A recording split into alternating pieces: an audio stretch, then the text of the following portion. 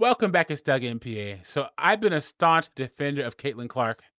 Caitlin Clark is the WNBA and the only reason why anyone gives half a damn about that league. And she does everything a WNBA player should do. She's not woke. She doesn't complain. She shows up, plays hard, and tries to get as many eyes on a dying sport as possible. Well, she was named Times 2024 Athlete of the Year, and you can make that case because she carried the whole league on her back all season. But then she went and messed up. Look at this. As a white person, there is privilege. Caitlin Clark takes a strong stand on racial status as Times 2024 Athlete of the Year. Now, she spent all season avoiding going on shows like The View because The View offered her like $1 million to go on the show, and she said no. She didn't do any interviews on MSNBC or any of these woke outlets because she just wanted to play the game. And then at the end, she's going to capitulate and bend the knee. So we're going to see what Caitlin Clark said. Before I do that, like the video, subscribe, drop a comment. I really appreciate it. It shows you support me, what I'm doing over here. Let's get into this. During her historic rookie season in the WNBA, Caitlin Clark saw her name getting weaponized in numerous racial arguments and narratives. While she opted to stay out of it at the time, she gave her stance on things following her latest achievement. Now, let me talk about this real quick. Caitlin Clark never said anything about race. All the B-dubs who used to play in the WNBA, who are currently playing in the WNBA, and the ones in college couldn't keep Caitlin Clark's name out of their mouths.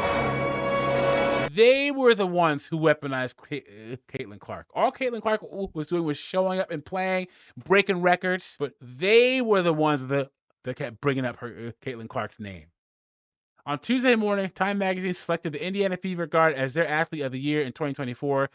During her interview with the publication, she opened up on her stance regarding race and the early success in her career. Clark made it clear that she's worked hard for everything, but there is some privilege that comes along with being a white athlete. I want to say I've earned every single thing, but as a white person, there is privilege, says Clark. A lot of these players in the league that have been really good have been black players. This league has kind of been built on them. The more we can appreciate that, highlight that, talk about that, and then continue to have brands and companies invest in those players that have made this league incredible, I think it's very important. I have to continue to try to change that. You know, she's right, guys. The league has been built on the backs of basketball players. But you know what players those were? The guys playing in the NBA. The NBA and the money that comes from male players is the only reason why there's a WNBA in the first place. And I hate to tell you this, Caitlin, but the past players and the current players have done everything they can to destroy that league. What's associated with the average WNBA player? They complain about everything. They want more pay, although their league doesn't make any money. Most of them are and won't stop talking about it. They're not patriotic. And then Caitlin Clark comes along and is the antithesis to the average WNBA player. What's Caitlin Clark's stance on BLM or Donald Trump or anything like that? We don't know. You want to know why? Because she doesn't talk about it. She just plays the game, smiles, signs the basketballs for her fans, thanks the fans, and that's all she does. It's not important that we know what her politics are. It says, similar to all other past comments, Caitlin Clark is trying to use her platform to lift up all of her WNBA counterparts.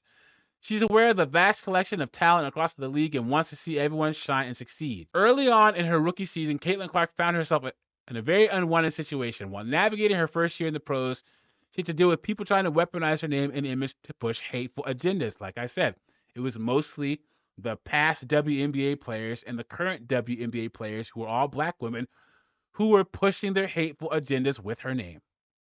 Clark tried her best to stay out of things, but did speak on the situation on a few occasions.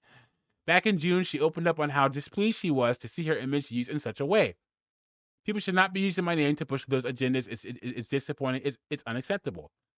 Seeing her name connected to racial agendas and narratives resulted in Clark stepping away from social media. Instead, she prioritized putting her time and energy into things she can control. I don't put too much thought and time into thinking about things like that. And to be honest, I don't see a lot of it. Clark said, basketball is my job. Everything on the outside, I can't control that. So I'm not going to spend time thinking about that.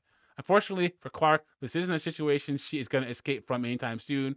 As she continues to ride towards superstardom, people will continue to try and capitalize on her fame in all sorts of ways. Like I said, this is Clark bending the knee right here. She's trying to uplift the league that was pushing her around, talking trash, fouling her left and right, trying to take her shine, trying to diminish her hard work. This is why the sisterhood's a myth, guys. And this situation with Caitlin Clark showed it. The league is going to be her downfall. Watch. Watch.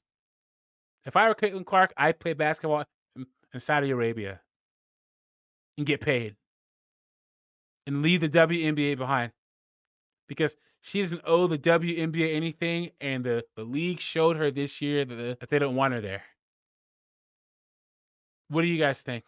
Let me know what you think about this in the comments. Like the video, subscribe. I'll catch you on the next one.